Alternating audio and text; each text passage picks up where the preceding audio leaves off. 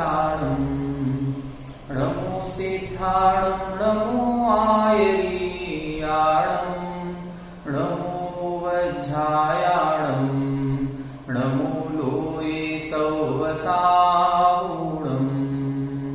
मोक्षमार्गस्य नेतारम् भेत्तारम् कर्मभूभृताम् ज्ञातारम् विश्वतत्त्वानाम् वन्दे तद्गुणलब्धये। 1008 से मुन्नायक आदिनाथ भगवान की जय। द्वासाम जिनवाणी माता की जय। आचार्य श्रेष्ठ आचार्य गुरुवर श्री 108 उमा स्वामी जी महाराज की जय। आचार्य श्रेष्ठ आचार्य गुरुवर श्री 108 विद्यासागर जी महाराज की जय। जगत पूज्य निर्यापक श्रमण मुनि पुंगव श्री 108 सुधा सागर जी महाराज की जय। समस्त मुनि संघ की जय। सूत्र का उच्चारण करेंगे पहले।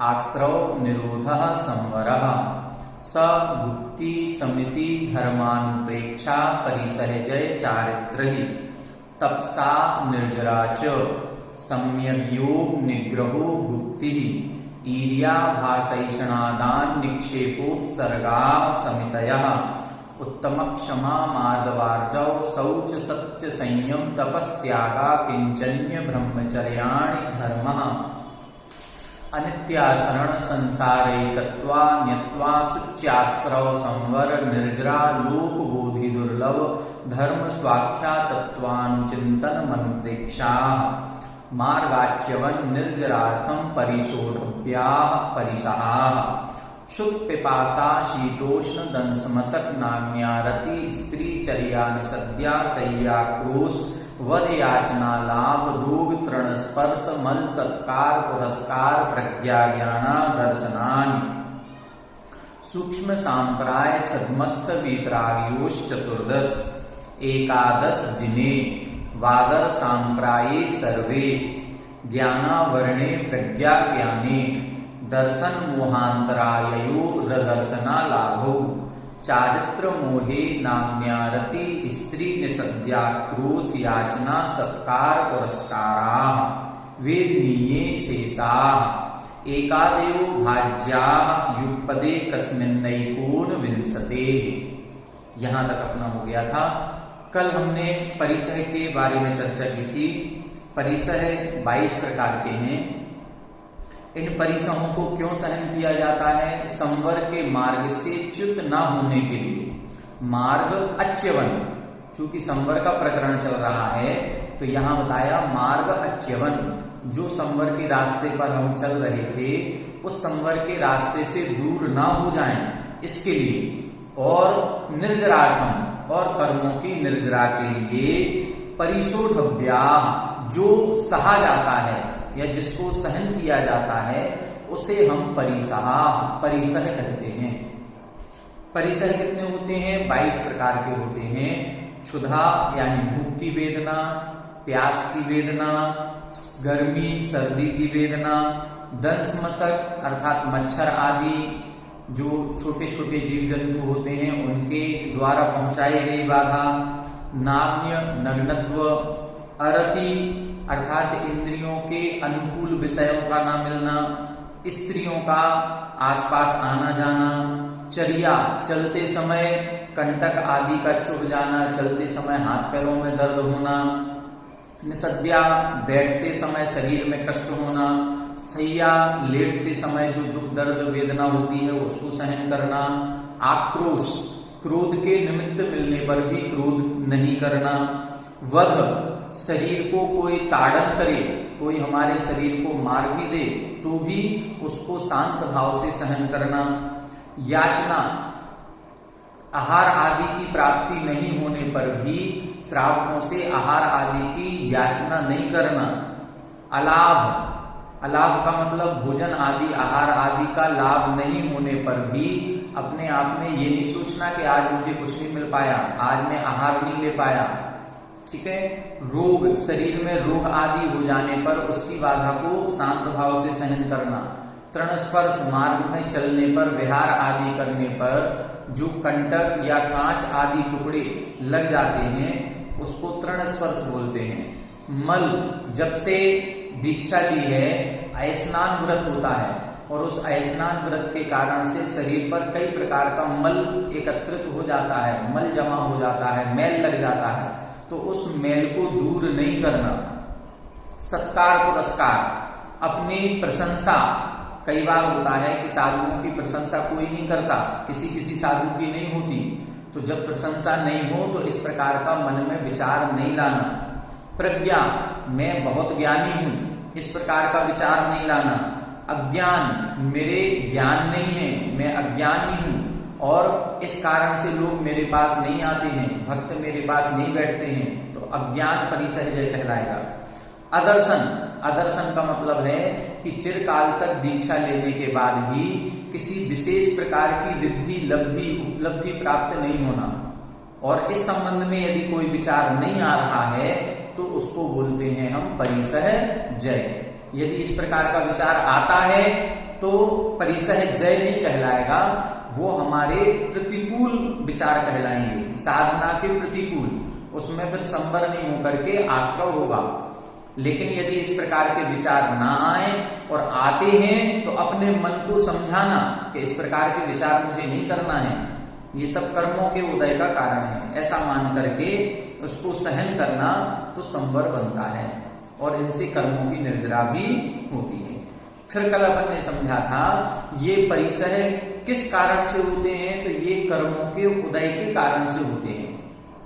और कहाँ बनते हैं, ये 6वें गुण स्थान से लेकर के 14वें गुण स्थान तक पाए जाते हैं। 6वें गुण स्थान के पहले कोई भी परिसह नहीं होता। क्यों नहीं होता? क्योंकि अभी हमने सूक्ष्म रूप से पापों का त्याग ही नहीं किया। जब हम सूक्ष्म रूप से 5 पापों का त्याग कर देंगे, पंचेंद्रिय विषयों से विरक्त हो जाएंगे, उसके बाद ही हमारे परिसह बनेंगे। अभी तो हम अणुवृत्ति रहेंगे पंचम गुण स्थान में। अणुवृत्ति में तो हमारी इच्छा हुई, गर्मी लग रही है तो हम पंखा भी चला सकते हैं, हमारी कुछ खाने पीने की इच्छा हुई तो हम वो अपना मन का खाना भी बना करके खा सकते हैं, सब कुछ मन का कर सकते हैं। लेकिन ये जो परिसय हैं ये 6वें 7वें गुण स्थान से प्रारंभ होते हैं, ये मुनियों के होते हैं, जहां पर इंद्रिय विषय जो हैं उनको भी विजय करना है और 5 पापों का भी सूक्ष्म रूप से त्याग है, तो वहां पर ये परिसय होते हैं। कहाँ कितने परिसय होंगे देखें, सूक्ष्म सांप्राय छद्मस्थ वीतरागियोश 14, 10वें 11वें और 12वें गुण स्थान में 14 परिसय होते हैं।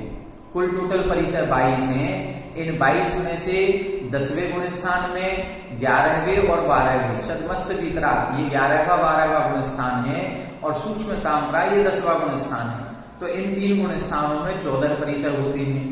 एकादश जिनेंद्र भगवान का कौन सा गुण स्थान होता है? 13वां और 14वां।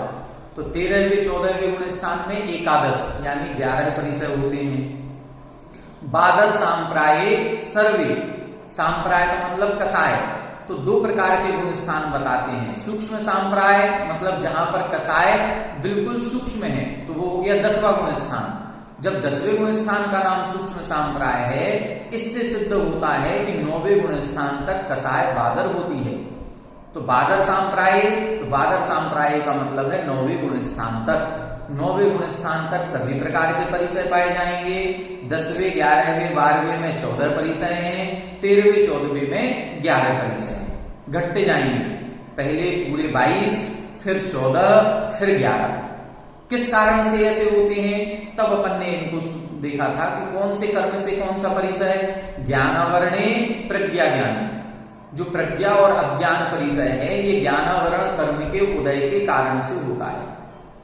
अब हमें ज्ञात है कि ज्ञानावरण कर्म का उदय कहां तक होता है? ज्ञानावरण कर्म का उदय है 12वें गुण स्थान तक। तो जब 12वें गुण स्थान तक ज्ञानावरण कर्म का उदय है तो प्रज्ञा और अज्ञान ये दोनों परिसय भी 12वें गुण स्थान तक होंगे। तो इनके गुण स्थान कितने हो जाएंगे? 6 से 12। प्रज्ञा और अज्ञान ये अपन ने बोर्ड पे लिखा था ज्ञानावरण कर्म के उदय से, और इनके गुण स्थान 6 से 12। फिर अपन ने अगला सूत्र देखा, दर्शन मोहांतरायु प्रदर्शना लाभो। दर्शन मोहांतराय, दर्शन मोह और अंतराय 2 कर्म है इधर, दर्शन मोहिनी कर्म और अंतराय कर्म। अब क्रम से लगाएं, अदर्शन और अलाभ। तो दर्शन मोहिनी कर्म के उदय से अदर्शन और अंतराय कर्म के उदय से अलाभ। तो दर्शन मोहिनी के उदय से देखें अदर्शन, 22वें नंबर का जो अंतिम परिचय है उसका नाम है अदर्शन। ये दर्शन मोहिनी कर्म के कारण है। दर्शन मोहिनी की प्रकृति जो होती है वो 3 भेद है, मिथ्यात्व, सम्यक मिथ्यात्व, सम्यक प्रकृति। तो 6वें 7वें गुण स्थान में ना तो मिथ्यात्व उदय में रहता है ना सम्यक मिथ्यात्व उदय में रहता है। वहां कौन सी प्रकृति उदय में है? सम्यक प्रकृति। ये 7वें गुण स्थान तक ही उदय में रहती है, 4थे से 7वें तक। इसलिए इधर गुण स्थान अपन ने 6वां 7वां लिख लिया। अंतराय कर्म से अलाभ होता है, तो अलाभ परिचय कहाँ है? ये लिखा अलाभ परिचय। अब अंतराय कर्म का उदय कहाँ तक होता है? 12वीं तक, तो ये भी 6 से 12 गुण स्थान हो गया। फिर आगे देखें, चारित्र मोहे, नान्य, अरति, स्त्री, निषद्या, आक्रोश, याचना और सत्कार पुरस्कार। तो ये जहां जहां लिखे हैं देखें, नान्य, अरति, स्त्री, तो इनके सामने अपन चारित्र मोहिनी कर्म लिख लेंगे कि ये परिचय चारित्र मोहिनी से होते हैं। चारित्र मोहिनी कर्म का उदय कहां तक होता है? चारित्र मोहिनी कर्म का उदय स्थूल रूप से 9वें गुण स्थान तक होता है। 10वें गुण स्थान में सूक्ष्म लोभ रह जाता है, इसलिए यहां वादर सांप्राय की अपेक्षा से 9वां गुण स्थान लिया है। तो ये परिचय 9वें गुण स्थान तक होंगे। तो चारित्र मोहिनी कर्म से होने वाले ये जो 7 परिचय हैं, इनके आगे अपन 6 से 9 गुण स्थान लिखेंगे। तो अब कितने हो गए? ये चारित्र मोहिनी से होने वाले 7 परिचय, दर्शन मोहिनी से 1, अंतराय से 1 और ज्ञानावरण से 2। कितने हो गए? 11 हो गए। अब 11 के बाद आगे लिखा वेदनीय शेषा। अब शेष कितने बचे? कुल 22 परिचय थे, 11 बता दिए, 11 और बचे। तो जो 11 और शेष बचे हैं वो वेदनीय कर्म के उदय से होते हैं। और वेदनीय कर्म का उदय कहां तक होता है? वेदनीय कर्म का उदय 14वें गुण स्थान तक होता है। ठीक है, इसलिए बाकी ये जो बचे परिचय हैं ये 6 से 14वें गुण स्थान तक माने जाते हैं। अब क्या केवली भगवान के भी कोई परिचय होता है? क्या वहां पर भी कोई परिचय को सहन करने जैसी स्थिति बनती है? अब जैसे क्षुधा, पिपासा, ये वेदनीय कर्म के उदय से है। तो अब केवली भगवान को जब भूख ही नहीं लगनी, प्यास भी नहीं लगनी, तो पर परिचय क्यों कहा? ये बात ठीक है कि भूख नहीं लगती, प्यास नहीं लगती, लेकिन यहाँ पर व्यक्ति की अपेक्षा नहीं है, यहाँ शक्ति की अपेक्षा है। शक्ति का मतलब क्या है? उस कर्म का उदय है और उस कर्म के उदय में ये परिचय होता है। अब वो उधर व्यक्त रूप में पाया जाता है कि नहीं पाया जाता, इसकी यहाँ पर विशेष व्याख्या नहीं है। यहाँ केवल शक्ति रूप से कथन किया गया। जैसे उदाहरण दिया सर्वार सिद्धि में इसका कि जो अपन ने सर्वार सिद्धि के देव पढ़े थे 4थे अध्याय में, वो सर्वार सिद्धि के देवों का अवधि ज्ञान 7वीं पृथ्वी तक है। और जहां तक अवधि ज्ञान होता है देवों का, वहां तक वो विक्रिया भी कर सकते हैं। तो क्या सर्वार सिद्धि के देव जब 7वीं पृथ्वी तक की विक्रिया कर सकते हैं, तो आज तक तो कोई भी देव सर्वार सिद्धि का 7वीं पृथ्वी में नहीं गया और ना जाता है। वो मध्यलोक में ही नहीं आती, तो अधोलोक में जाने का तो प्रश्न ही नहीं उठता। तो फिर क्यों लिखा है ऐसा? वो उनकी शक्ति है, शक्ति रूप का कथन किया गया है। वहां उस प्रकार की उस शक्ति की व्यक्ति नहीं होती। इसी प्रकार से यहां पर है कि ये शक्ति रूप से कथन है कर्म के उदय के कारण से। जैसे अभी अपन आगे जाकर के एक ध्यान का प्रसंग आएगा कि ध्यान होता है। अब ध्यान किसे कहते हैं? जब अपन एकाग्र चित्त हो जाते हैं उसको ध्यान कहते हैं। अब ध्यान जब देखेंगे तो तीसरा और चौथा शुक्ल ध्यान केवल ज्ञानियों के होता है। 13वें गुण स्थान में तीसरा ध्यान और 14वें गुण स्थान में चौथा शुक्ल ध्यान। तो वहां क्या केवल ज्ञानी ध्यान रूप अवस्था में बैठते होंगे कि अब हम ध्यान करने बैठते हैं? नहीं, वहां ध्यान रूप अवस्था में नहीं बैठते। फिर ध्यान क्यों कहा? ये उपचार कथन है। कुछ चीजें वास्तविकता में नहीं होती हैं, उनको हम उपचार से कहते हैं। ये व्यवहार कथन है। इस प्रकार से अपन को मानना चाहिए। अब यहां अपन को एक चीज और देखनी है कि ये जितने परिसर कहे गए हैं, ये परिसर उत्तर गुण कहलाते हैं। देखें, मुनिराजों के ये होते हैं। तो मुनिराजों के 2 प्रकार के गुण हैं, एक मूल गुण और उत्तर गुण। मूल गुणों का पालन करना आवश्यक है, अनिवार्य है। यदि मूल गुणों का पालन नहीं करेंगे तो फिर उनके मुनि पद ही नहीं रहेगा, वो मुनि पद से भ्रष्ट माने जाएंगे। लेकिन उत्तर गुणों का पालन करना अनिवार्य नहीं है। ये परिसह जय करना सबके लिए अनिवार्य नहीं है, ये उनकी शारीरिक शक्ति के ऊपर डिपेंड करेगा। जहां तक शक्ति है, जहां तक शीत वेदना सहन होती है, वहां तक सहन करेंगे। जब सहन से बाहर हो जाएगा तो उठ करके कमरे में भी आ सकते हैं। ऐसा नहीं है कि नहीं शीत वेदना है, बाहर ठंड लग रही है तो बाहर ही बैठे रहेंगे, कोई आवश्यक नहीं है। यदि कोई मुनिराज कमरे में बैठे हैं और खिड़की खुली है, ठंडी हवा आ रही है, और यदि उनको विशेष ज्यादा ठंड लग रही है तो वो ये कह सकते हैं कि ये खिड़की बंद कर दो। अब हम ये नहीं कहें कि अरे ये तो मुनिराज थे, इन्होंने खिड़की क्यों बंद करा दी।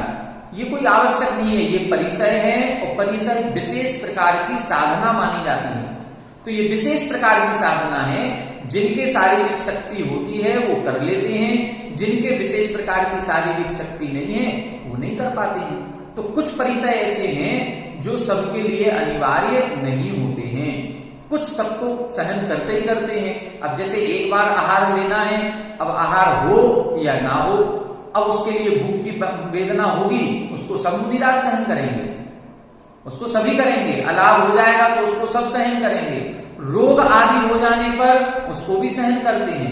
हाँ, ऐसा कोई रोग हो जाए जिसका इलाज संभव है, और यदि इलाज नहीं कराएंगे तो समाधि मरण हो जाएगा अकाल में ही, तब आचार्य की अनुमति से अपनी दीक्षा छेद करके उस रोग का इलाज करवाते हैं और फिर पुनः दीक्षा धारण करते हैं।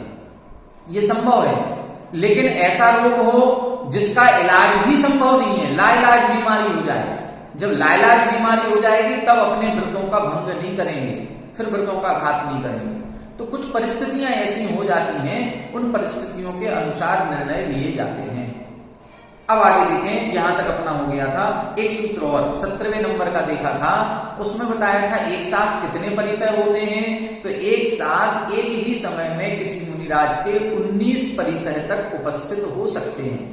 एकादयो भाज्या, एक परिसर को आदि लेकर के विभाग करने पर युगपत यानी एक साथ एकस्मिन् एक आत्मा के चतुर्भ्य एकोनविंशति यानी एकोनविंशति एक ऊन विंशति, एक कम 20 में एक कम करें तो क्या होगा 19। तो ऐसे 19 परिसर तक हो सकते हैं। 3 कौन से नहीं होंगे? तो 3 में हमने बताया था शीत और उष्ण की जो 2 प्रकार की वेदना है, उनमें से एक समय में एक वेदना ही रहेगी, या तो शीत वेदना या उष्ण वेदना। इसी प्रकार से चर्या, शय्या और निषद्या, ये 3 स्थितियां हैं। एक चलते समय होती है, एक बैठते समय होती है, और एक सोते समय होती है, लेटने की अवस्था में। तो इन 3 में से एक समय में एक ही अवस्था होगी। जिस समय चल रहे होंगे उस समय बैठे नहीं होंगे, सो नहीं रहे होंगे, तो 2 इधर कम हो जाएंगे। तो ऐसे 3 परिसर कम हो जाएंगे। तो 22 में से 19 परिसर एक साथ हो सकते हैं। ठीक है, अब आगे देखें अपन। यहां पर अपन ने परिसर भी देख लिया। अब एक अंतिम कारण इन्होंने लिखा था, कौन सा? सगुप्ती, समिति, धर्म, अनुप्रेक्षा, परिसहजय, चारित्र ही। अब चारित्र का कथन करेंगे। परिसहजय तक का हो गया, गुप्ती हो गई, समिति हो गई, धर्म, अनुप्रेक्षा और परिसहजय हो गया। अब चारित्र देखें, चारित्र कितने प्रकार का है, क्या कहलाता है? सूत्र देखें, सामायिक छेदोपस्थापना, सामायिक छेदोपस्थापना, परिहार विशुद्धि, परिहार विशुद्धि, सूक्ष्म सांप्राय, सूक्ष्म सांप्राय, यथाख्यात्मिति चारित्रम, यथाख्यात्मिति चारित्रम, सामायिक छेदोपस्थापना, परिहार विशुद्धि, सूक्ष्म सांप्राय, यथाख्यात्मिति चारित्रम।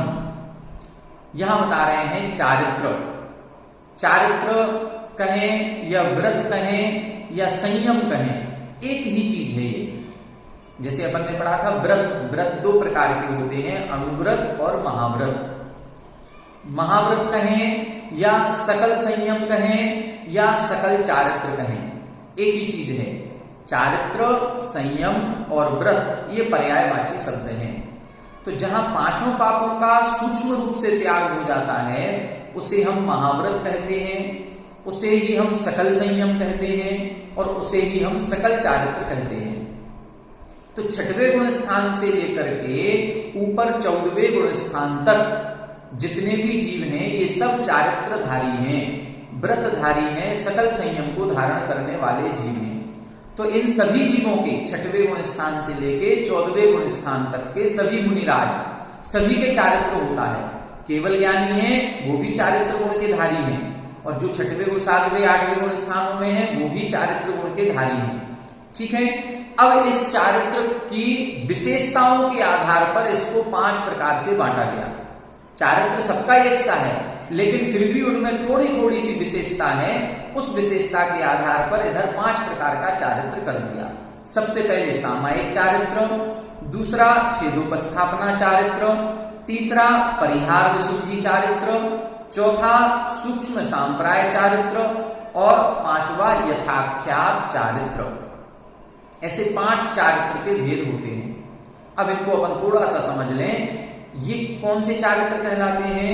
सामायिक चारित्र। सामायिक चारित्र का मतलब होता है कि कोई भी मुनिराज जब 5 पापों का सूक्ष्म रूप से त्याग कर देते हैं तो उस समय जो चारित्र उनके उत्पन्न होता है उसे सामायिक चारित्र कहते हैं। जब मुनिराजों की दीक्षा होती है और दीक्षा होते समय जो चारित्र होता है, जैसे ही उन्होंने 5 महाव्रतों को अंगीकार किया, 5 पापों का सूक्ष्म रूप से त्याग किया, तब उनके एक चारित्र प्रकट होगा। उस चारित्र को कहते हैं सामायिक चारित्र। ठीक है, अब वो जीवन में अपने उस सामायिक चारित्र का पालन करेंगे, 5 महाव्रतों का पालन करेंगे, लेकिन चर्या करते समय, विहार आदि करते समय उन 5 महाव्रतों में कहीं ना कहीं सूक्ष्म रूप से, स्थूल रूप से थोड़ा बहुत दोष लग सकता है। जब उसमें वो दोष लग जाता है तो उस दोष को दूर करने के लिए फिर से वो अपने व्रतों को उपस्थापन करते हैं। उसको बोलते हैं छेदोपस्थापना। छेद का मतलब होता है दोष लगना। छेद का मतलब क्या है? दोष लगना। जब उस चारित्र में कहीं अतिचार लगते हैं या दोष लगते हैं तो उन दोषों को दूर करके पुनः अपने व्रत में संकल्पित हो जाना कि अब हम ये दोष नहीं लगाएंगे, ये पुनः उपस्थापन करना व्रतों का, उसको बोलते हैं छेदोपस्थापना चारित्र। ठीक है, तो पहली परिभाषा क्या बनी? पहली परिभाषा ये बनी, सामायिक चारित्र क्या है? 5 पापों का सूक्ष्म रूप से त्याग करना, ये सामायिक चारित्र कहलाता है। और 5 पापों का त्याग करने के बाद व्रतों में जो दोष लगते हैं उन दोषों को दूर करते हुए फिर से पुनः व्रतों को दृढ़ता पूर्वक धारण करना, पुनः उपस्थापन करना उनका, उसको बोलते हैं छेदोपस्थापना चारित्र। ये दोनों भी चारित्र जो हैं ये 6वें गुण स्थान से 9वें गुण स्थान तक होते हैं। छेदोपस्थापना चारित्र भी और सामायिक चारित्र भी। ठीक है, कि सामायिक चारित्र किसे कहते हैं? 5 पापों का सूक्ष्म रूप से त्याग करना, ये हो गया सामायिक चारित्र। और इस सामायिक चारित्र में जो दोष लगते हैं उन दोषों को दूर करके फिर से उपस्थापन करना, वो छेदोपस्थापना चारित्र। दूसरी परिभाषा ये मिलती है कि 5 पापों का भेद रूप से त्याग करना और अभेद रूप से त्याग करना। जैसे कोई मुनिराज हो सकते हैं, कोई मुनिराज जब 5 पापों का त्याग करेंगे तो वो एक ही बार में कहेंगे कि मैं सर्व सावध्य का त्याग करता हूं। अब उन्होंने अलग अलग नहीं लिखा कि मैं हिंसा का त्याग करता हूं, मैं चोरी का त्याग करता हूं, मैं कुशील का त्याग करता हूं। नहीं, क्या कह दिया? मैं सर्व सावध्य का आजीवन त्याग करता हूं। तो ये क्या हो गया? अभेद। हमने भेद नहीं किया। और जब भेद करेंगे, मैं हिंसा का त्याग करता हूं, मैं झूठ का त्याग करता हूं, मैं चोरी का त्याग करता हूं, ये हो गया भेद। तो अभेद का मतलब है जब भेदों को कथन नहीं करके सर्व सावध्य का एक ही बार में त्याग कर दिया जाता है, उसको बोलते हैं सामायिक चारित्र। और जब भेद रूप से त्याग किया जाता है उसको कहते हैं छेदोपस्थापना चारित्र। तो दोनों परिभाषाएं मिलती हैं, अंतर दोनों में कुछ भी नहीं है। 5 पापों का त्याग सामायिक वाले भी करेंगे और 5 पापों का त्याग छेदोपस्थापना वाले भी कर रहे हैं, लेकिन अंतर केवल इतना है, एक में भेद कथन है, एक में अभेद कथन है, बस। ठीक है, दोनों एक ही है। इसीलिए दोनों के गुण स्थान भी 6 से 9 होते हैं। 6वें, 7वें, 8वें और 9वें गुण स्थान में जो चारित्र पाया जाता है वो सामायिक भी है और छेदोपस्थापना भी है। ठीक, अब तीसरा चारित्र देखें। तीसरे चारित्र का नाम है परिहार विशुद्धि। देखें, इसको थोड़ा सा समझें। परिहार का मतलब होता है विहार आदि करते समय जो जीव हैं, सूक्ष्म जीव हैं, उनकी हिंसा को दूर करना। हमारे द्वारा चलने फिरने में, उठने बैठने में, किसी वस्तु को उठाने रखने में जो जीवों की हिंसा हो रही है, जब हम उस हिंसा को दूर करते हैं, मतलब हमारे द्वारा किसी प्रकार की हिंसा ना हो, उसको बोलते हैं परिहार। उसको क्या बोलेंगे? परिहार। और इस प्रकार के परिहार में जो विशुद्धि आत्म परिणामों की बनती है उसको बोलते हैं विशुद्धि। तो परिहार विशुद्धि चारित्र कब प्रकट होता है? इसके लिए कुछ नियम है। क्या नियम है? एक ऐसा श्रावक जो 30 वर्ष तक घर में रहे। कितने वर्ष तक? 30 वर्ष तक। 30 वर्ष तक घर में रहे, फिर 30 वर्ष में दीक्षा लेकर के 8 वर्ष तक केवली या श्रुत केवली के पादमूल में, जो अपन 11 अंग 14 पूर्व बोलते हैं, उन 14 पूर्व में है प्रत्याख्यान नाम का पूर्व। उस पूर्व का अध्ययन करें। कितने वर्ष तक अध्ययन करना है? 8 वर्ष तक। किसके सानिध्य में करना है? केवली और श्रुत केवली के पादमूल में। जब वो केवली श्रुत केवली के पादमूल में 8 वर्ष तक उस प्रत्याख्यान पूर्व का अध्ययन करते हैं, तो उस कहा जाता है कि उस प्रत्याख्यान पूर्व में उन बातों का वर्णन है कि जीवों की उत्पत्ति कहाँ होती है, जीवों की उत्पत्ति कैसे होती है, किस प्रकार के उनकी उत्पत्ति के योनि स्थान बनते हैं, कहाँ कहाँ बनते हैं और कैसे उनका घात हो जाता है, तो हमको उससे कैसे बचना चाहिए। ये सारा प्रसंग उस प्रत्याख्यान पूर्व में वर्णित है। और जब वो उस प्रत्याख्यान पूर्व का अध्ययन 8 वर्ष तक करते हैं, तो उनके मन में इस प्रकार की विशुद्धि उत्पन्न हो जाती है, या इस प्रकार की कोई रिद्धि विशेष उत्पन्न हो जाती है कि अब वो जब भी चलेंगे, उठेंगे, बैठेंगे, कुछ भी काम करेंगे, उनके द्वारा एक भी जीव की हिंसा नहीं होती। इस चारित्र को बोलते हैं परिहार विशुद्धि चारित्र। क्या शर्त है इसके लिए? 30 वर्ष तक घर में रहे, सुखपूर्वक बिल्कुल।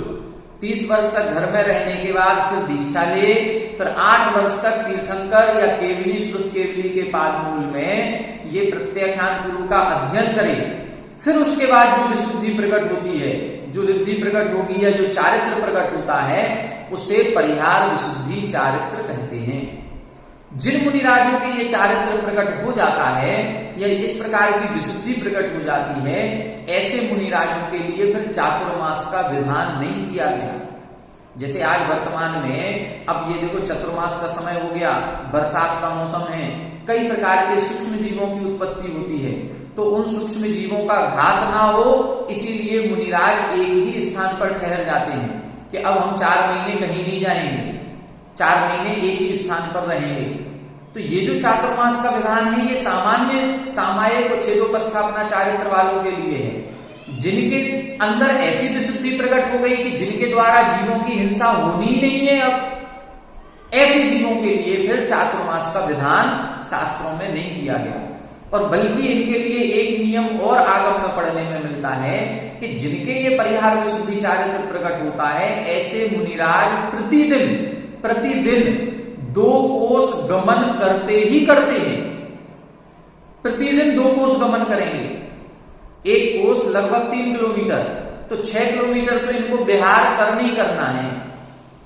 मतलब चाहे बरसात के दिन हो, चाहे गर्मी के हो, चाहे कुछ भी हो, ये 6 किलोमीटर विहार करेंगे।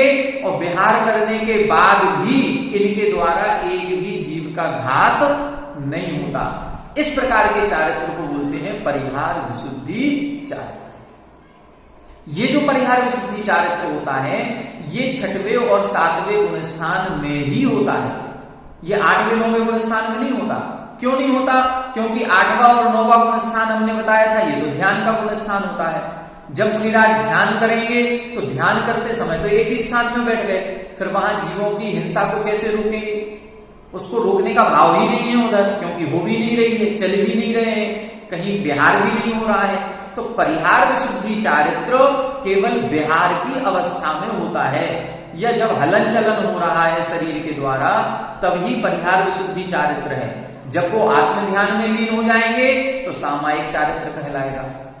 ठीक है, तो एक ही मुनिराज वही हैं, 5 पापों का उन्होंने भी त्याग किया है, इन्होंने भी त्याग किया है, लेकिन सामायिक छेदोपस्थापना के साथ साथ इन मुनिराज के एक विशेष प्रकार की विशुद्धि उत्पन्न हो जाती है और उस विशेषता के कारण से इसको परिहार विशुद्धि चारित्र कहा जाता है। तो ये जब चलते फिरते रहेंगे तब परिहार विशुद्धि चारित्र होगा, और जब आत्म ध्यान सामायिक आदि में लीन होंगे या किसी एक स्थान पर ठहरे होंगे, मान लो 2 कोस गमन करना है, अब 2 कोस गमन तो आधा घंटे में हो गया या 1 घंटे में हो गया, बाकी के 23 घंटे अब बैठे हैं, तो 23 घंटे फिर सामायिक चारित्र होगा। लेकिन जिस समय 1 घंटे विहार आदि करेंगे उस समय उनके परिहार विशुद्धि चारित्र होगा। इस प्रकार से लगाना चाहिए। अब उन 23 घंटे में जब वो उठ करके कोई ग्रंथ उठा रहे होंगे, रह रहे होंगे, उस समय परिहार विशुद्धि। उन ऐसे मुनिराजों के लिए पिच्छी का भी वर्णन नहीं है कि उनको पिच्छी रखनी है, बिना पिच्छी के भी उनके द्वारा किसी जीवों की हिंसा नहीं होती। इस प्रकार का आगम में कथन मिलता है। ये परिहार विशुद्धि चारित्र क्या समझा? 30 वर्ष तक घर में रहें, 8 वर्ष तीर्थंकर केवली या श्रुत केवली के पाद मूल में प्रत्याख्यान पूर्व का अध्ययन करें, तब जाकर के ये विशुद्धि प्रकट होती है। ठीक है, अब आगे देखें सूक्ष्म सांप्राय चारित्र। सूक्ष्म सांप्राय चारित्र किसके प्रकट होता है?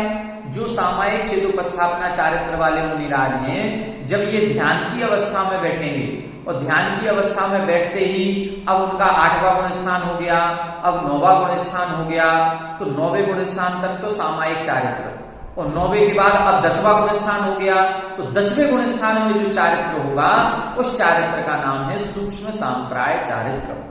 ऐसे मुनिराज जिनके कसाय में केवल सूक्ष्म लोभ का ही उदय रह जाता है, ऐसे मुनिराजों के सूक्ष्म सांप्राय चारित्र होता है। 25 कसाय हैं, 25 कसायों में से 24 कसायों का अनुदय है, 24 कसायों का उदय नहीं है, केवल एक कसाय उदय में है। वो भी कौन सी? सूक्ष्म लोभ, संजुलन लोभ। संजुलन लोभ का भी अत्यंत मंद से मंदतर उदय जिन मुनिराजों की होता है, उन मुनिराजों के जो चारित्र होता है उस चारित्र को सूक्ष्म सांप्राय चारित्र कहते हैं। तो ये कहां होगा? ये 10वें गुण स्थान में होता है। ठीक है, फिर इसके बाद है यथाख्यात चारित्र। संपूर्ण मोहिनी कर्म के उपशम से अथवा संपूर्ण मोहिनी कर्म के क्षय से। अभी अपन ने सूक्ष्म सांप्राय में क्या किया? मोहिनी कर्म की जो 25 कसाय थी उन 25 में से 24 का अनुदय किया, एक उदय में है, उनके तो हुआ सूक्ष्म सांप्राय। अब कह रहे हैं 25 की 25 जिनके अनुदय में है, 25 का या तो उपशम हो गया या 25 का क्षय हो गया। जिनके एक भी कसाय रंच मात्र भी उदय में नहीं रहती है, ऐसे मुनिराजों के जो चारित्र होता है उसे यथाख्यात चारित्र कहते हैं।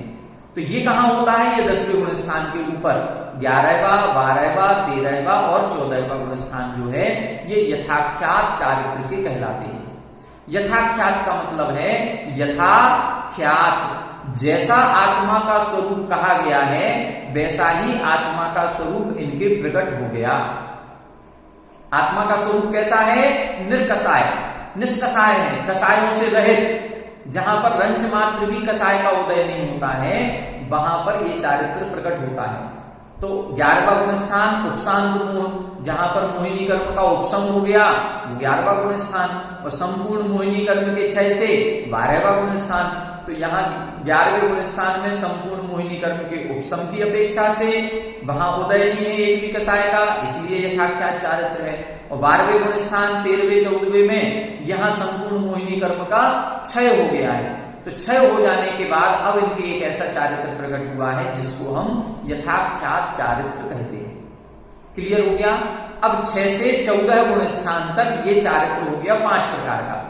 फिर से देखें सामायिक चारित्र 6 से 9 गुण स्थान, छेदोपस्थापना भी 6 से 9, परिहार विशुद्धि 6वां 7वां गुण स्थान, क्योंकि ये चलने आदि अवस्था में होता है तो चलते समय ध्यान की अवस्था तो रहेगी नहीं। जब ध्यान की अवस्था नहीं है तो 8वां 9वां आदि गुण स्थान भी नहीं होगा, वो तो 6वां 7वां होगा।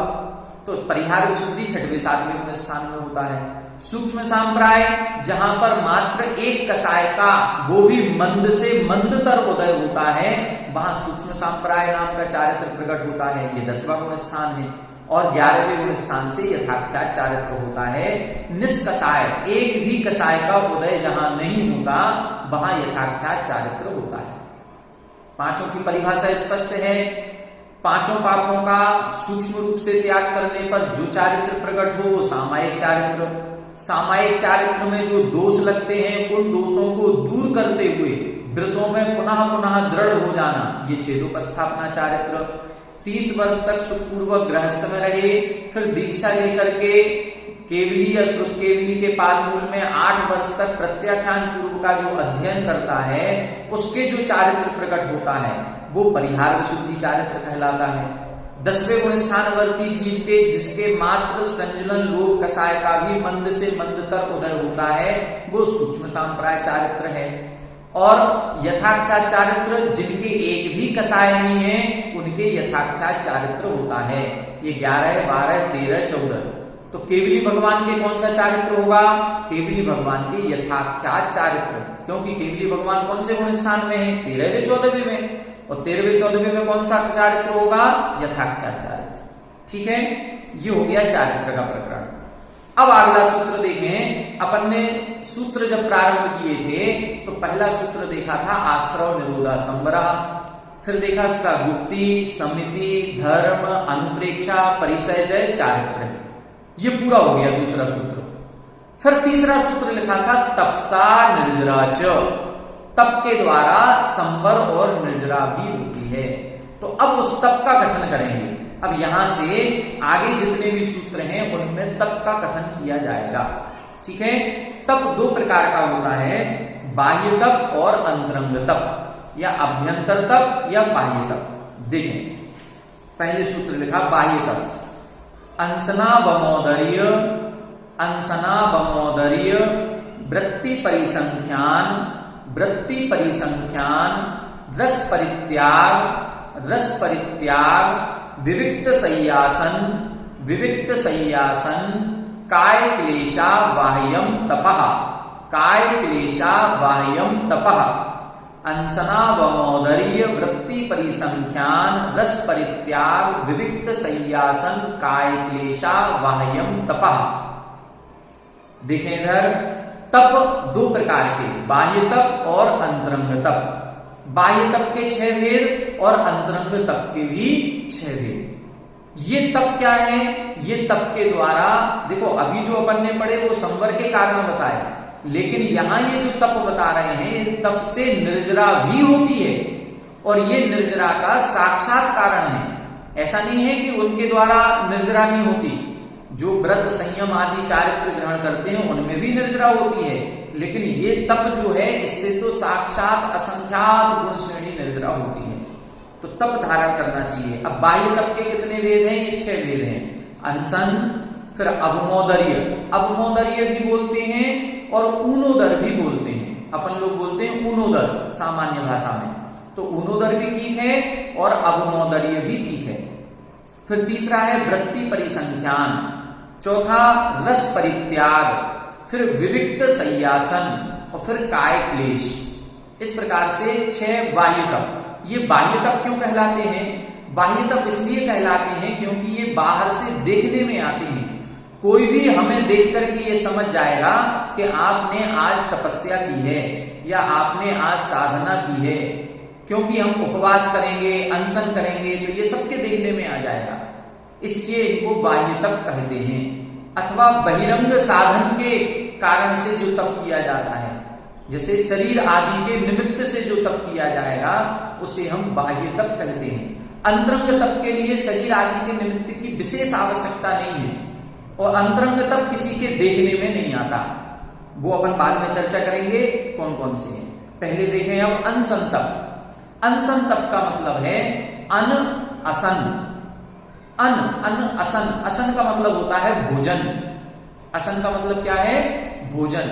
जो अपन पढ़ते हैं 6 डाला में पढ़ा होगा, 46 दोष बिना सुकुल श्रावक तने घर असन को। असन यानी भोजन के लिए, आहार आदि के लिए। तो असन का मतलब भोजन और अन असन का मतलब है जहां भोजन नहीं करना, जिसको हम उपवास कहते हैं। उपवास और अनशन में क्या अंतर है? अंतर कुछ नहीं है, शाब्दिक अर्थ है। अनशन का मतलब है भोजन नहीं करना, चारों प्रकार के आहार जल का त्याग करना, स्वाद्य, खाद्य, लेय और पेय, इस प्रकार से 4 प्रकार का आहार होता है। तो चारों प्रकार के आहार का त्याग करना ये अनशन हो गया। और चारों प्रकार के आहार का त्याग करने के बाद अपनी आत्मा के समीप निवास करना, वो है उपवास। वास यानी निवास करना, उप का मतलब होता है समीप में। किसके समीप में निवास करना? अपनी आत्मा के समीप में। मतलब उस दिन हमने आहार आदि का त्याग किया है, तो आहार आदि का त्याग कर करके अब सोना नहीं है कि आज भोजन नहीं किया, उपवास है तो अब 4 घंटे की 12 से 4 बजे तक नींद निकाल ली। नहीं, उस समय 4 घंटे की सामायिक होनी चाहिए। सामायिक करें, स्वाध्याय करें, पाठ करें, भक्ति करें, तो हम अपनी आत्मा की ओर निकट आए, उसका नाम है उपवास। और भोजन आदि का त्याग करना ये है अनशन। तो दोनों एक ही चीज है। यदि हम सामान्य से, यहाँ तो अनशन उपवास एक ही चीज है, एक और अनशन हम लोग प्रयोग करते हैं लौकिक व्यवहार में, जहां आमरण अनशन, कई लोग हड़ताल करते हैं और हड़ताल पे लिख देते हैं आमरण अनशन। वो अनशन अलग चीज है, वो केवल भोजन का त्याग कर रहे हैं, वो अपनी आत्मा के समीप में नहीं आ रहे हैं। वहां एक लौकिक किसी न किसी स्वार्थ की कामना है, उस कामना के कारण से वो अनशन कर रहे हैं। वो अनशन तप के अंतर्गत नहीं आएगा। ये अनशन क्या है? किसी भी सांसारिक स्वार्थ को छोड़ करके, कोई भी सांसारिक इच्छा नहीं है। क्या इच्छा है? कर्म क्षयार्थम तप्यते इति तपः। तप की परिभाषा लिखी है, कर्मों के क्षय के लिए जो तपा जाता है वो तप है। तो यहां क्या भावना है? हमारे कर्मों का क्षय हो, इसलिए यहां अपन तपस्या कर रहे हैं, इसलिए हमने भोजन आदि को छोड़ दिया है। ठीक है, तो अनशन का मतलब क्या है? चारों प्रकार के आहार जल का त्याग करके अपनी आत्मा के समीप में रहना, अर्थात उस समय सामायिक आदि करना, ध्यान करना, स्वाध्याय करना, भक्ति पाठ आदि करना। उस दिन अन्य आरंभ की क्रियाएं नहीं करना। उस दिन ज्यादा कपड़े नहीं धोना है। उस दिन नहाते समय साबुन आदि का भी प्रयोग नहीं करना है। उस समय श्रृंगार के तेल आदि लगाना, क्रीम पाउडर आदि लगाना, ये भी कुछ नहीं लगाना है। मतलब उस दिन हमारा पापों से रहित ही होना चाहिए। जो दिन भर में पाप क्रियाएं हमारी होती हैं, उन सारी पाप क्रियाओं से बचना, ये कहलाता है अनशन या उपवास, तप। ठीक है, अब इसको हम अपनी शक्ति के अनुसार कर सकते हैं।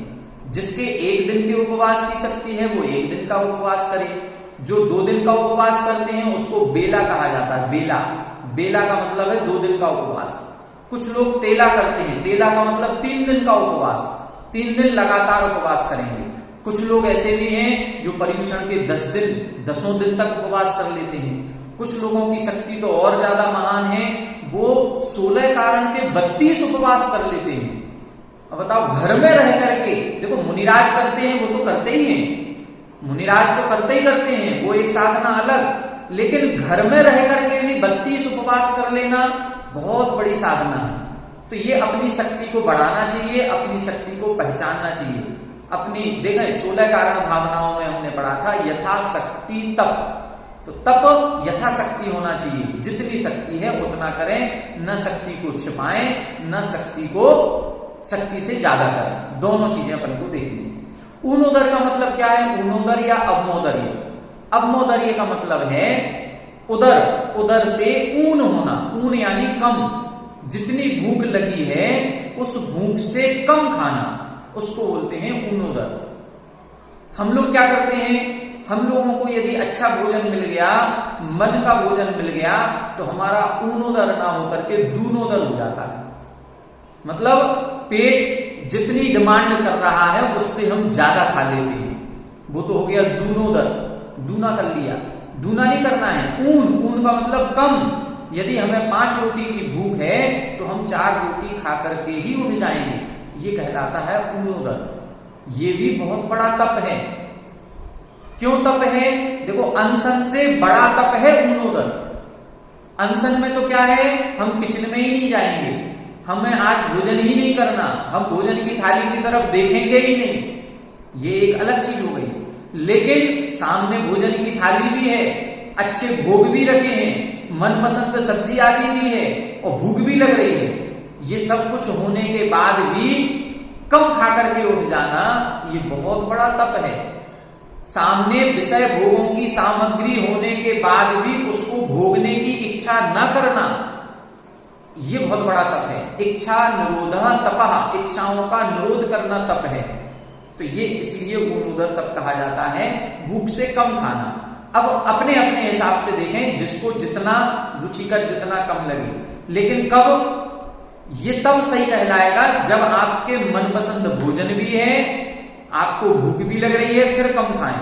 कई लोग कहते हैं आज हमारी सब्जी मन की नहीं बनी, आज तो हम ऊर्ध्वर कर रहे हैं। नहीं, ऐसी परिस्थितियों में ऊर्ध्वर नहीं होगा कि आज सब्जी मन की नहीं है, आज खाना खाया ही नहीं जा रहा है, आज फ्रूट्स वगैरह कुछ है ही नहीं, आज तो केवल सादा दाल रोटी है, अब हमसे नहीं खाया जा रहा, तो आज तो एक काम कर रहे हो, ऊर्ध्वर कर ही ले रहे हैं। नहीं, गलत हो गया वो। विषय भोग होने के बाद भी, रुचिकर होने के बाद भी उनसे दूर हटने का काम करना है, तब तपस्या कहलाएगी। ठीक है। अगला है वृत्ति परिसंख्यान। वृत्ति परिसंख्यान का मतलब है आहार आदि करते समय पहले कोई नियम ले लेना। जैसे मुनिराज होते हैं, जब मुनिराज आहार के लिए निकलते हैं तो वेदी के समीप जाकर के एक आंकड़ी ले लेते हैं। इस प्रकार, नहीं तो नहीं जाएंगे। जैसे हमने बताया था, शांति सागर महाराज श्री ने क्या नियम लिया था कि सींग में गुड़ लगा होगा तो हम आहार करेंगे, नहीं तो नहीं करेंगे। तो ऐसे विधि लेकर के भोजन करना, इसको बोलते हैं वृत्ति परिसंख्यान। ये वृत्ति परिसंख्यान किसी भी रूप में हो सकता है। जैसे जरूरी नहीं है कि वो पड़गान के समय जो अपन कलश लेते हैं वो 3 कलश हो, 2 कलश हो, 1 कलश हो, ये भी हो सकता है। कई महाराज लोग फ्रूट्स का ले लेते हैं कि कोई 2 केले रख करके कर रहा हो, या कोई बादाम रखे हो, अब 24 बादाम लेकर के पड़गान कर रहा हो, कोई इलायची रख लेते हैं, अब 12 इलायची रखे होगा तो हम आहार में जाएंगे। कुछ भी विधि हो सकती है। इसमें किसी व्यक्ति विशेष की भी विधि हो सकती है कि अमुक व्यक्ति यदि हमें पड़गान करेगा तो आज हम भोजन करेंगे, नहीं तो नहीं करेंगे। कई बार होता है कि आप लोगों ने देखा होगा कि आज चतुर्मास की बोली लगी है, मुख्य कलश की जिन्होंने बोली ली, आज उन्हीं के यहाँ आहार हो गया। तो उनके यहाँ आहार कैसे हो गया?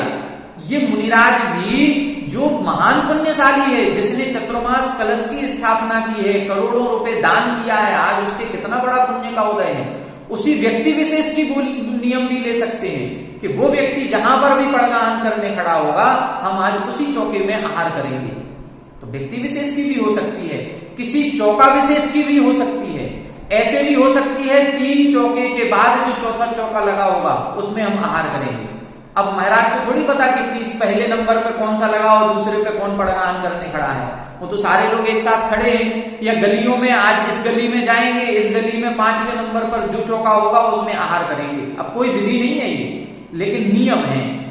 तो ऐसा कोई भी नियम लिया जा सकता है, इसको बोलते हैं वृत्ति परिसंख्यान। ठीक है। इसमें हम श्रावकों के लिए क्या करना चाहिए? हम श्रावक भी छोटे नियम ले सकते हैं। जैसे हम लोग भी नियम ले सकते हैं, एक बार का परोसा हुआ भोजन ही करेंगे।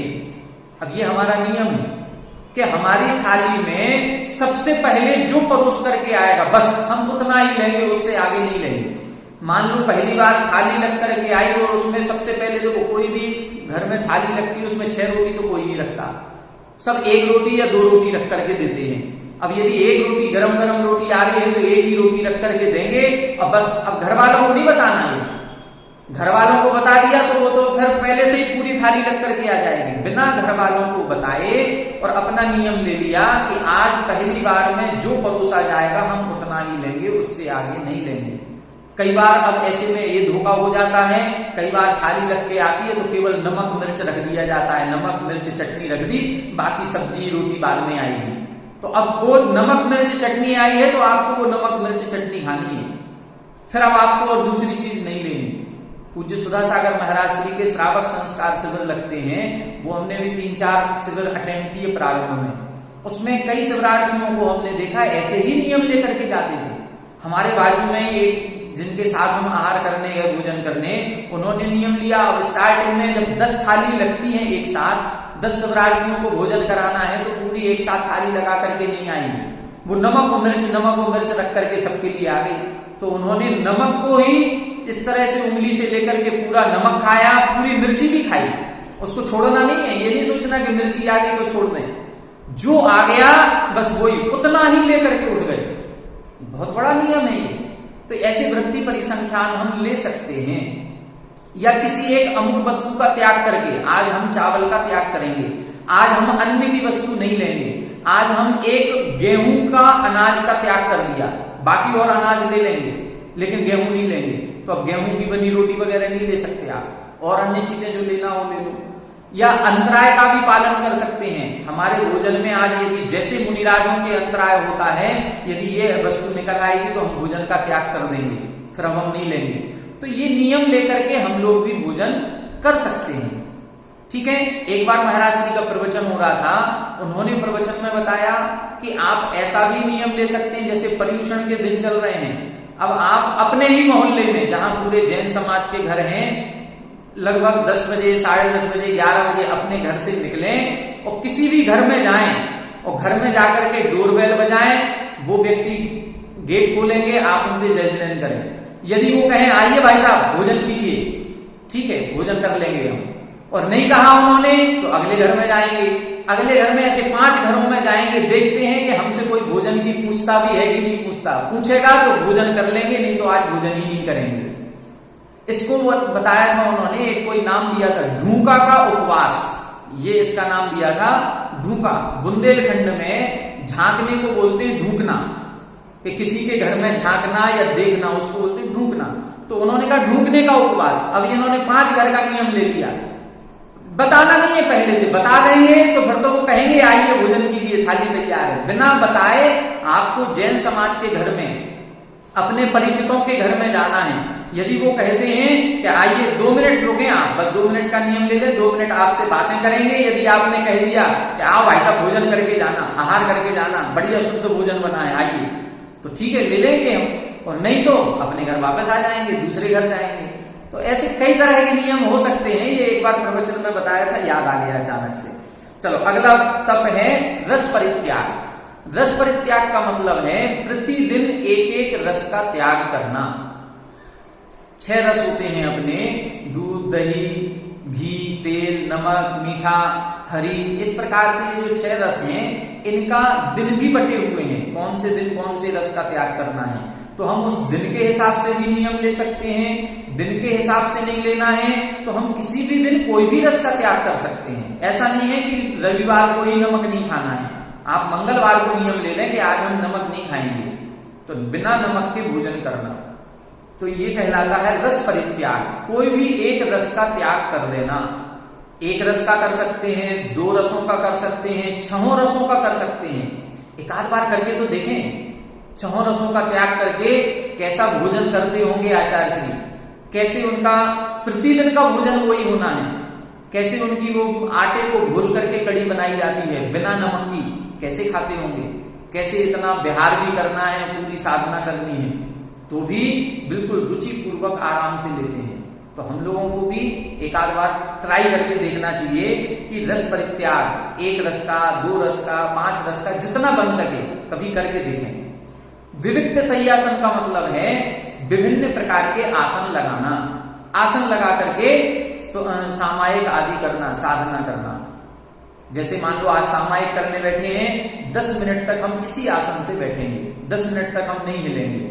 पद्मासन से भी कर सकते हैं, अर्ध पद्मासन से भी कर सकते हैं, खड़गासन से भी कर सकते हैं, और भी आसन हो सकते हैं, उसको बोलते हैं विविक्त शय्यासन। अगला है काय क्लेश। काय क्लेश का मतलब है शरीर को कष्ट देने वाले आसन लगाना। अभी तो जो हम आसन लगा रहे हैं वो आसन शरीर को कष्ट देने वाले नहीं है, बस एक नियम कर लिया कि हम इसी आसन से बैठेंगे। अब हमको काय क्लेश में ऐसे आसन लगाना है, ऐसे बैठना है जिसमें हमें पता है कि हम नहीं बैठ पाते हैं, हमें कष्ट होने लगता है। अब उस कष्ट देने वाले आसन में भी उस दर्द को सहन शक्ति, सहने की शक्ति को बढ़ाना, उसमें आकुल व्याकुल नहीं होना है। अब हम जिस आसन से नहीं, हमसे खड़े होकर के सामायिक करते नहीं बनती हमसे, लेकिन आज हम खड़े होकर के सामायिक करेंगे। आज हम एक पैर पर खड़े होकर के सामायिक करेंगे। तो आचार्य श्री जी ने की है। एक दो बार ऐसे प्रसंग आए हैं कि एक पैर पर खड़े होकर के भी सामायिक की है, खड़े होकर के 2-2 दिन 3-3 दिन तक लगातार सामायिक की है, 3 दिन तक लगातार खड़े रह करके, आज पंचम काल में, इस समय में भी ऐसी शक्ति है। तो ये इस प्रकार का कहलाता है काय क्लेश। तो ऐसे 6 प्रकार के ये बहिरंग तप कहलाते हैं, ये बहिरंग साधना है, ये बाहर से देखने में आती है। अंतरंग तप क्या कहलाते हैं?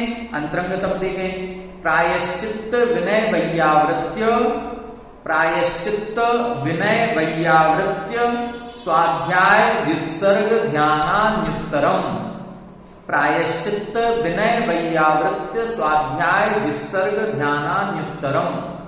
यहां बता रहे हैं प्रायश्चित्त विनय वैयावृत्य स्वाध्याय व्युत्सर्ग ध्यानानि उत्तरम। उत्तरम का मतलब, उत्तरम का मतलब बाद का। पहला हो गया बाह्य तप, अब दूसरा हो गया अंतरंग तप। तो उत्तरम यानी बाद वाला अंतरंग तप है। 6 वेद हैं, प्रायश्चित्त विनय वैयावृत्ति स्वाध्याय व्युत्सर्ग और ध्यान। प्रायश्चित्त क्या कहलाता है? देखें, ये बहुत बड़ा तप है, ये तप की बात कर रहे हैं हम लोग। नियम तो लेते हैं, अनशन उपवास आदि के नियम ले रहे हैं, लेकिन यदि कभी वो नियम टूट जाता है तो उसका प्रायश्चित्त नहीं लेते। प्रायश्चित्त लेना चाहिए। प्रायश्चित्त कैसे लिया जाता है? कि जिस कारण से भी हमारा नियम टूट गया, उस टूटी हुई कंडीशन परिस्थिति को अपने गुरु के समक्ष कहना, और गुरु के समक्ष कहने के बाद जो वो दंड दें उसको सहर्ष स्वीकार करना, ये कहलाता है प्रायश्चित्त। प्रायश्चित्त का मतलब है जिसमें अंतरंग से उसके प्रति ग्लानि का भाव हो कि हमारा नियम टूट गया। कई लोगों के नियम टूट जाते हैं तो वो ऐसे कहते हैं अब नियम टूट तो गया है ही, अब तो खा लो। मतलब रात्रि भोजन का त्याग है, और यदि मान लो रात्रि में किसी दिन भूख लगी और खा लिया तो अब उनके क्या आता है, अब तो नियम टूट ही गया, अब रहने दो, अब काय का नियम। तो ये गलत हो गया।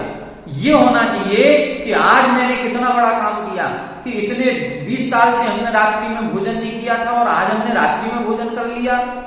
अब हमें उसका पश्चाताप होना चाहिए। पश्चाताप अंतरंग से ग्लानि भाव आना चाहिए, और उस ग्लानि भाव के साथ हम गुरु के समक्ष अपने दोष को कहें, फिर वो जो उसका दंड दें उस दंड को स्वीकार करें, और अपने उस व्रत को फिर से उपस्थापन करके अब उसमें हम दोष न लगाएं। ये कहलाता है प्रायश्चित्त। प्रायश्चित्त में अंतरंग से पश्चाताप के आंसू बहते हैं। ये तप है। सामान्य तप ऐसा नहीं कि ऐसे ही कह दिया, कहने के साथ साथ जो दंड दें उस दंड को भी स्वीकार करना है। एक बार पेपर में शायद भास्कर या उजाला में, अमर उजाला आता है, उसमें एक कोटेशन निकला था कि शरीर के लिए जो काम साबुन का है वही काम आत्मा के लिए आंसुओं का है। बहुत बड़ी बात लिखी थी, पहले तो हमें समझ में ही नहीं आई कि ये क्या लिख दिया। शरीर के लिए जो महत्व साबुन का है वही महत्व आत्मा के लिए आंसुओं का है।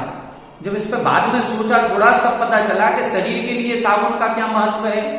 शरीर के मैल को धोती है साबुन, तो आत्मा के मैल को कौन धोएगा? आत्मा के मैल को धोएगा पश्चाताप के जो आंसू होते हैं, वो पश्चाताप, वो प्रायश्चित्त। इसीलिए तप में लिखा ये सामान्य बात नहीं है। प्रायश्चित्त अंतरंग से आना चाहिए। जब अंतरंग से भाव आता है कि हमारा नियम टूट गया, हमारा व्रत भंग हो गया, तब वो व्रतों में और मजबूती से दृढ़ हो जाता है। लेकिन जहां प्रायश्चित्त की भावना नहीं होती, अंतरंग से ग्लानि भाव नहीं होता, उसका नियम एक बार नहीं बार बार टूटता है। वो बार बार तोड़ेगा, क्योंकि अंदर से प्रायश्चित्त की भावना ही नहीं है। तो अब हमें 2 काम हो गए। एक तो पहले हमने व्रत लिया, वो पुण्य किया, और यदि किसी कारणवश उसमें दोष लग गया तो ग्लानि भाव पूर्वक, घृणा भाव पूर्वक, पश्चाताप करते हुए यदि हम उसके दोष को दूर करते हैं और फिर से व्रत लेते हैं तो दूसरी साधना हो गई है। अगला है विनय तप। विनय तप कहते हैं दूसरों की विनय करना। ये भी तप लिखा। अपने से बड़ों का आदर सत्कार करना, बड़ों के आने पर खड़े हो जाना, उनके पैर छूना, अथवा जो चारित्रवान हैं, जिनका ज्ञान उत्कृष्ट है, जिनकी साधना उत्कृष्ट है, जिनका श्रद्धान पक्का है, ऐसे जीवों के विनय करना, उनके साथ उनका अभिवादन करना यथा योग्य। यदि कोई सामान्य श्रावक है तो जय जिनेन्द्र करना, यदि हमसे वृत्ति श्रावक हैं तो हम उनकी चरण वंदना करें, यदि क्षुल्लक ईलक हैं तो इक्षामी करें, मुनिराज हैं तो नमोस्तु करें। जिनके यथा योग्य जैसी विनय हो सकती है वो विनय करना, ये विनय भी तप कहलाता है। इसके आगे भेद आएंगे, उस भेद में अपन विशेष चर्चा करेंगे। वैयावृत्ति, वैयावृत्ति का मतलब है जो साधु हैं, जो व्रती हैं, उन व्रतियों के लिए जो आवश्यक वस्तुएं हैं उन आवश्यक वस्तुओं की उपलब्धता करा देना, उनको किसी प्रकार का कष्ट ना हो, उनको किसी के सामने याचना ना करनी पड़े, उनके भावों को समझ करके ही उनके योग्य वस्तु उपलब्ध करा देना। अब योग्य वस्तु कौन सी? जो उनके व्रतों में दोष ना लगाए, ऐसी वस्तु। यदि ऐसी वस्तु नहीं कि उनकी इच्छा हो रही है मोबाइल की, तो हमने मोबाइल ला करके दे दिया, किसी मुनिराज के मोबाइल था, उनके बैलेंस नहीं डला था, तो हमने बैलेंस डला दिया, ये वैयावृत्ति नहीं होगी, ये गलत हो गया। हमें शिथिलाचार को बढ़ावा नहीं देना है, हमें उनके आगम के अनुसार उनके चारित्र में जहां वृद्धि हो रही है उस चारित्र में वृद्धि करते हुए उनके सहयोगी उपकरण उनको देना है। यदि मान लो विहार करके आए हैं, अब उनके पैरों में थकावट होगी, उनके पैरों आदि को दबा देना, उनके सर की मालिश आदि कर देना, उनको कोई रोग हो गया है तो उस रोग के उपचार का क्या साधन है, उस उपचार को करना जो आगम की विधि से, ऐसा नहीं हो आगम से विरोध हो जाए, ये ध्यान रखना है, जो कहलाती है वैयावृत्ति। स्वाध्याय, देखो कितना बड़ा तप लिखा है, स्वाध्याय परमम तपः, स्वाध्याय को तप कहा गया है। किसी निश्चित एक स्थान विशेष पर और किसी निश्चित समय तक नियम पूर्वक प्रतिदिन स्वाध्याय करना। किसका? आगम के ग्रंथों का, आर्ष ग्रंथों का। आर्ष ग्रंथ कौन से कहलाते हैं? जो 12वीं शताब्दी के पूर्व के आचार्यों के द्वारा लिखे गए हैं, वर्तमान के पंडितों के लिखे हुए नहीं। वर्तमान के पंडितों के कुछ लिखे हुए ग्रंथ हैं, उनमें आगम से विरुद्ध बातें भी हो सकती हैं। हमें किसको करना है? आचार्य प्रणीत ग्रंथों का स्वाध्याय करना है। तो 12वीं शताब्दी के पूर्व के जो आचार्य थे वहां पक्षपात नहीं है किसी प्रकार का। 12वीं शताब्दी के बाद कई प्रकार के पक्षपात शुरू हो गए, तो पक्षपात हो जाने से, राग द्वेष आदि हो जाने से अपनी पक्ष की बात लिख दी और जो हमारे पक्ष की बात नहीं थी उसको गौण कर दिया, इस प्रकार के कथन पाए जाते हैं। तो हम 12वीं शताब्दी के पूर्व के जितने आचार्य हैं, ऐसे आचार्य प्रणीत ग्रंथों का नियमित स्वाध्याय करें। नियमित ध्यान रखना है, चाहे भले हमको 5 मिनट के लिए करें, लेकिन प्रतिदिन करना ही करना है। ऐसा नहीं है कि आज कर लिया, अब 2 दिन नहीं किया, फिर 2 दिन बाद फिर कर लिया। कोई विशेष परिस्थिति हो जाए वो एक अलग बात है, लेकिन यदि विशेष परिस्थिति नहीं है, सारी अनुकूलताएं हैं, तो हम एक पेज प्रतिदिन पढ़ेंगे। अब द्रव्य संग्रह है, इष्टोपदेश है, तत्वार्थ सूत्र जी है, और बड़े ग्रंथ में सर्वार्थ सिद्धि आदि है, या पद्म पुराण, आदि पुराण, हरिवंश पुराण, ये पुराण ग्रंथ हैं। ऐसे ग्रंथों का स्वाध्याय करें। इसका एक क्रम होता है, पहले प्रथमानुयोग पढ़ें, फिर करणानुयोग, चरणानुयोग, फिर द्रव्यानुयोग। तो क्रम पूर्वक स्वाध्याय करना चाहिए। अभी पूज्य सुधासागर महाराज श्री की प्रेरणा से 12 वर्षीय पाठ्यक्रम चल रहा है। बहुत अच्छा पाठ्यक्रम है और स्वाध्याय तप के लिए बहुत उपयोगी है। हम सबको उसमें भाग लेना चाहिए। उसमें क्रम पूर्वक सबसे पहले बालबोध का, फिर छह ढाला, फिर इष्टोपदेश, द्रव्य संग्रह, तत्वार्थ सूत्र, इस क्रम से चलते चलते 12वें वर्ष तक आप कर्मकांड, जीवकांड, समयसार आदि सारे ग्रंथों का स्वाध्याय हो जाएगा और नियमित रूप से होगा। और नियमित होने के साथ साथ उसकी परीक्षा भी होगी, जिससे हमारा एक स्वाध्याय में मन लगा रहता है, प्रोत्साहन भी उसमें मिलेगा और बाद में जाकर के एक डिग्री भी मिलेगी। हालांकि डिग्री की कोई उपयोगिता नहीं है, लेकिन फिर भी एक डिग्री दी जाती है। तो हमें तो केवल उस डिग्री से मतलब नहीं है, स्वाध्याय से मतलब है। यदि एक बोर्ड के थ्रू यदि हम पढ़ते हैं तो एक बहुत अच्छा साधन है। तो सामान्य संस्थान की ओर से 12 वर्षीय में सभी को एडमिशन लेना चाहिए। अभी 3रा साल चल रहा है, जिन्होंने नहीं लिया है वो ले सकते हैं, जिन्होंने लिया है या बीच में छोड़ दिया है तो उसको कंटिन्यू करें। जरूरी नहीं है, देखें कई लोग परीक्षा के डर से उस पाठ्यक्रम को छोड़ देते हैं। नहीं, छोड़ना नहीं है, परीक्षा के डर से नहीं। आप तो स्वाध्याय की प्रेरणा है। आपने 10 गाथाएं पढ़ी हैं तो 10 गाथाओं की परीक्षा दे देना, आपने 50 पढ़ ली तो 50 की दे देना। इसमें कोई विशेष बात नहीं है, लेकिन नियमित स्वाध्याय होना चाहिए। स्वाध्याय को परम तप क्यों कहा? क्योंकि स्वाध्याय करने से ही हमारे आचरण में दृढ़ता आती है, हमारे व्रतों में दृढ़ता आएगी, हमारा श्रद्धान पक्का होता है। यदि हम स्वाध्याय नहीं करेंगे, ज्ञान अर्जन नहीं करेंगे और फिर चारित्र करेंगे, तो ज्ञान के बिना यदि हम चारित्र लेंगे तो उसमें शिथिलाचार आने की संभावना रहती है। इसीलिए स्वाध्याय को परम तप कहा। फिर अगला है व्युत्सर्ग। व्युत्सर्ग का मतलब है कुछ समय के लिए शरीर से ममत्व भाव छोड़ना। जैसे हम लोग बोलते हैं ना कायोत्सर्ग करें। कायोत्सर्ग का मतलब क्या है? 9 बार नमोकार मंत्र तो पढ़ने लगे हम लोग। कायोत्सर्ग का मतलब 9 बार नमोकार मंत्र नहीं है। कायोत्सर्ग का मतलब है कुछ देर के लिए अपने काय से उत्सर्ग, शरीर से भी ममत्व को छोड़ें। 2 मिनट के लिए बिल्कुल मौन होकर के अपने आत्मा की ओर दृष्टि डालें कि मैं कौन हूं। बस ये दृष्टि, ये शरीर भी मेरा नहीं है। इस प्रकार का जब चिंतन होता है उसको बोलते हैं व्युत्सर्ग तप। और अंतिम तप है ध्यान तप। ध्यान मन को एकाग्र करना, अंतर मुहूर्त के लिए जब एकाग्र किया जाता है उसको बोलते हैं हम ध्यान। तो इस प्रकार से ये 6 तप के भेद कहे गए अंतरंग तप के। अब आगे के जो ये 5 सूत्र हैं, 4-5 सूत्र, इनमें इन्हीं की चर्चा आएगी, अंतरंग तपों की। पूरे अध्याय में, 9वें अध्याय में अब अंतरंग तप की चर्चा है। अगला सूत्र देखें, नव चतुर्दश पंचद्विभेदा यथाक्रमं प्राग्ध्यानात् नव चतुर्दश पंचद्विभेदा यथाक्रमं प्राग्ध्यानात्। यहां बता रहे हैं प्राग्ध्यानात्, ध्यान तप के पहले पहले। देखें अंतरंग तप में लिखा था 6 भेद, प्रायश्चित्त, विनय, वैयावृत्ति, स्वाध्याय, विसर्ग और ध्यान। तो ध्यान के पहले पहले, ध्यान को नहीं लेना, उनके फिर यथाक्रम, क्रम से भेद कहे गए। कैसे भेद हैं? प्रायश्चित्त के 9 भेद, 9 भेद होते हैं। प्रायश्चित्त के कितने भेद हैं? 9 भेद। विनय के कितने भेद हैं? चतुः, यानी 4 भेद। फिर वैयावृत्ति के 10 भेद, फिर स्वाध्याय के 5 भेद और फिर विसर्ग तक के 2 भेद होते हैं। ध्यान के भेद क्यों नहीं लिखे? ध्यान के भी भेद होते हैं, लेकिन ध्यान का चैप्टर बड़ा है, उसका वर्णन बाद में करेंगे। पहले इन 5 तपों की चर्चा करेंगे। तो प्रायश्चित्त के 9 भेद, विनय के 4, वैयावृत्ति के 10, स्वाध्याय के 5 और विसर्ग तप के 2 भेद होते हैं।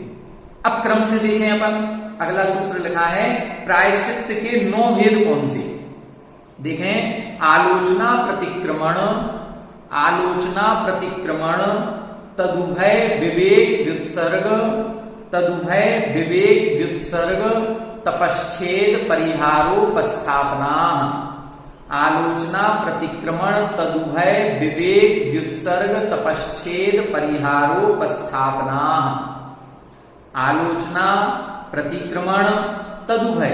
देखिए 9 भेद देखना है। सबसे पहला क्या है? आलोचना, फिर प्रतिक्रमण, फिर तदुभय, मतलब दोनों का मिला जुला। आलोचना भी होनी चाहिए और प्रतिक्रमण भी होना चाहिए।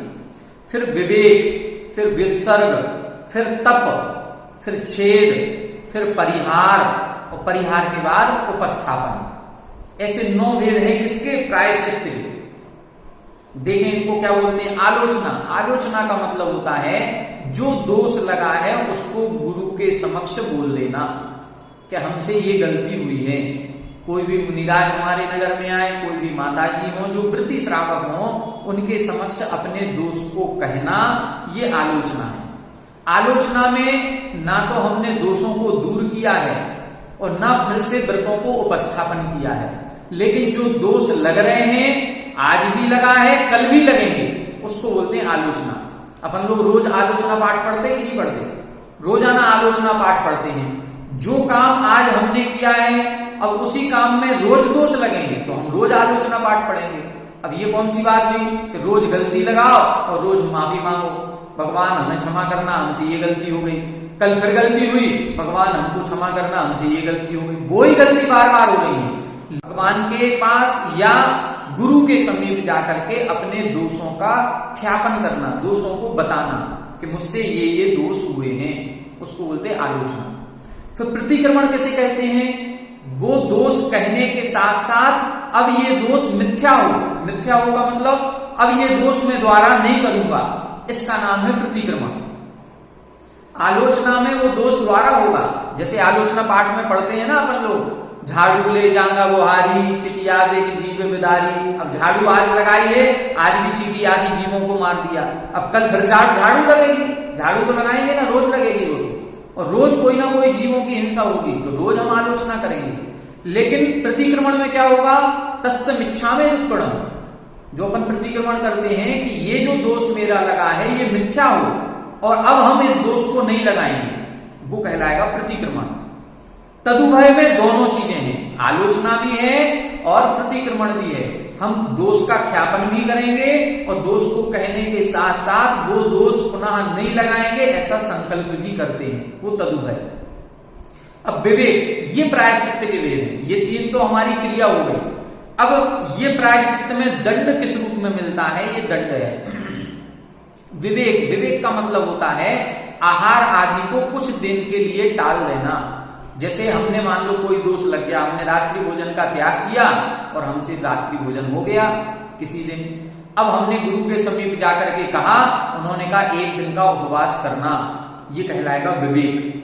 या उन्होंने कहा कि एक काम करना, अब 2 दिन तक हरी सब्जी नहीं खाना, या उन्होंने कह दिया कि कल तुम्हारे चावल का त्याग है, या 1 फल का त्याग कर दो 1 महीने के लिए, कुछ भी कह सकते हैं। आहार आदि का वियोग करना, वो जो वियोग हो रहा है वो कहलाएगा विवेक। अब वो क्या नियम देंगे, वो कुछ भी दे सकते हैं, किसी भी एक फल का त्याग करा सकते हैं, कोई एक इष्ट वस्तु का त्याग करा सकते हैं, 1 दिन का एकासन दे सकते हैं, 2 उपवास दे सकते हैं, कुछ भी, ये कहलाएगा विवेक। व्युत्सर्ग, व्युत्सर्ग का मतलब होता है कि जैसे अभी पढ़ा ना अपन ने, व्युत्सर्ग यानी अपनी आत्मा की ओर जाना, शरीर आदि से ममत्व भाव दूर करना। तो अब व्युत्सर्ग में नियम क्या दिया जाएगा, अच्छा ये गलती हो गई, 4 नमोकार मंत्र की मालाएं फेरना। अब 4 मालाएं फेरने का मतलब क्या हुआ, 4 मालाएं फेरेंगे तो हम अपनी आत्मा के समीप पहुंचेंगे, हम शरीर आदि से ममत्व का त्याग करेंगे, तो ये हो जाएगा व्युत्सर्ग। अब कोई हो सकता है 4 मालाएं फेरें, कोई हो सकता है कि 11,000 मंत्र का जाप करना है, कोई कह सकते हैं 1.25 लाख मंत्र का जाप करें। अभी जैसे पूज्य सुधासागर महाराज श्री ने एक सबके लिए नियम दिया है, उन्होंने कहा कि इस कोरोना के कारण से सबके लॉकडाउन रहा और लॉकडाउन से हम लोग मंदिर के दर्शन नहीं कर पाए और बिना दर्शन के भी हमने भोजन पानी किया है, जबकि सबके नियम था कि हम बिना दर्शन के नहीं करेंगे। व्रती लोगों के तो और बिल्कुल अनिवार्य था, लेकिन हमने बिना पूजन के, बिना अभिषेक के, बिना दर्शन के यदि किया है तो उन्होंने कहा सबको 1.25 लाख मंत्रों का जाप करना है। अब ये जो 1.25 लाख मंत्रों का जाप का कहा है, ये कौन सा तप हो गया, ये व्युत्सर्ग तप हो गया, ये व्युत्सर्ग प्रायश्चित्त, ये प्रायश्चित्त तप नहीं, प्रायश्चित्त के अंतर्गत हो गया ये कि अब हमने जो दोष लगा उस दोष का पश्चाताप, उस पश्चाताप में हमें 1.25 लाख मंत्रों का जाप कब तक करना है, ये हम अपने हिसाब से सीमा बांध लें, 2 साल में, 5 साल में, 4 साल में, 1 साल में, जितने में हो सके। तप, तप का मतलब है ये जो अपन ने बाह्य तप पढ़े हैं, इन तप का भी प्रायश्चित्त दिया जा सकता है कि 3 दिन का उपवास करना है, या कल ऊनोदर करना, अथवा अब तुम 6 दिन तक ये 6 प्रकार के रसों का त्याग करोगे, या 1 महीने तक नमक नहीं खाना, तो रस परित्याग आदि, या जाओ 3 घंटे तक सामायिक करना, 3 घंटे के पहले नहीं उठना। इस प्रकार का तप का भी प्रायश्चित्त दिया जा सकता है। छेद, छेद का मतलब होता है उनकी दीक्षा को छेद देना, दीक्षा छेद होती है। दीक्षा छेद का मतलब जैसे किसी मुनिराज की दीक्षा को 20 साल हो गए, अब उनसे कोई दोष हुआ तो वो आचार्य कहेंगे तुम्हारी 1 साल की दीक्षा छेद दी जाती है। 1 साल की दीक्षा छेदने का मतलब अब उस 1 साल के दौरान जिन मुनिराजों की दीक्षा हुई होगी, अब ये उनसे भी जूनियर हो जाएंगे। मतलब 1 साल की दीक्षा छेदने का मतलब है कि अब उनकी दीक्षा 1 साल कम 19 साल दीक्षा के माने जाएंगे। अब वो जो 20 साल पुराने थे और ये 19 साल के थे, अब ये उनके बाद आहारचर्या में उठेंगे, तो 1 साल की, 1 महीने की, 15 दिन की दीक्षा का छेद भी किया जाता है, ये एक प्रायश्चित्त है। परिहार का मतलब होता है अपने संग से दूर कर देना, जाओ तुमसे ये इतनी बड़ी गलती हो गई, अब 2 महीने तक तुम अलग व्यवहार करो, गुरु के समीप नहीं आना, 2 महीने तक, 4 महीने तक, 2 वर्षों तक, ऐसे गुरु के अलग व्यवहार करा देते हैं। गुरु का मुख नहीं देखना, ये भी एक प्रकार का परिहार कहलाता है। ये प्रायश्चित्त है। हम लोग बच्चों के साथ करते हैं कई बार कि नहीं, बच्चों को गलती हो गई बच्चों से, तो हम क्या कहते हैं, जाओ हम तुमसे बात नहीं करेंगे 1 घंटे तक। अब वो बच्चा हमारे आगे पीछे घूम रहा है और हम दूसरी तरफ मुंह कर रहे हैं, उसको अपना चेहरा नहीं दिखा रहे हैं, तो उस समय उस बच्चे को लगता है कि हमारे पापा मम्मी कितने नाराज हो गए। तो ऐसे ही साधुओं को लगता है कि उनके गुरु आचार्य नाराज हो रहे हैं। बहुत बड़ा दंड है ये परिहार करना।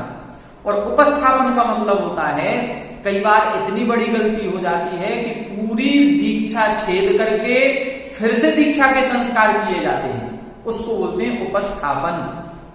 मान लो 20 साल की दीक्षा थी और कोई ऐसी गलती हो गई तो पूरी 20 साल की दीक्षा छेद करके खत्म करेंगे और फिर से आज फिर से नई दीक्षा दी जाएगी, उसको बोलते हैं उपस्थापन। तो ऐसे ये 9 प्रकार का प्रायश्चित्त होता है।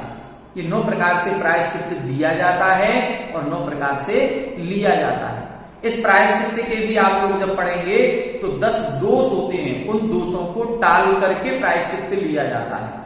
उन 10 दोषों में कुछ दोष 1-2 हम आपको बता दे रहे हैं। जैसे उदाहरण के लिए, जब हम प्रायश्चित्त लेने किसी से जाएं गुरु के समीप, तो ऐसा नहीं गुरु के लिए पहले कोई गिफ्ट लेकर के जाएं। एक डायरी भेंट कर दी महाराज को, तो महाराज जी प्रसन्न हो गए। अब प्रसन्न होने के बाद फिर कह दिया गुरुजी हमसे ये गलती हो गई थी, तो अब क्या है, जब वो प्रसन्न हो जाएंगे तो फिर ज्यादा बड़ा दंड नहीं देंगे। ये दोष हो गया।